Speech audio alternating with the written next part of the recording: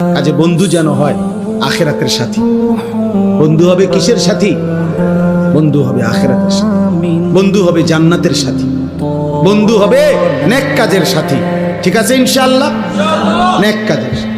আল্লাহ কোরআনে বলছে, ওই যে আয়াত, ওই আয়াতে আল্লাহ বলছে নেক কাজের বন্ধুরা আমি আল্লাহ তাদেরকে ডাক দেব হাসরের ময়দানে, ইয়া ইবাদি, হে আমার বন্ধুগণ, বান্দাগণ, লা খাউফুন আলাইকুমুল ইয়াওমা ওয়ালা আনতুম তাহজানুন, আজকে তোমাদের কোনো ভয়ও নাই, চিন্তাও নাই। এরপরে আল্লাহ বলবে উদখুলুল জান্নাতা আনতুম ওয়া আজওয়াজুকুম তুহবারুন।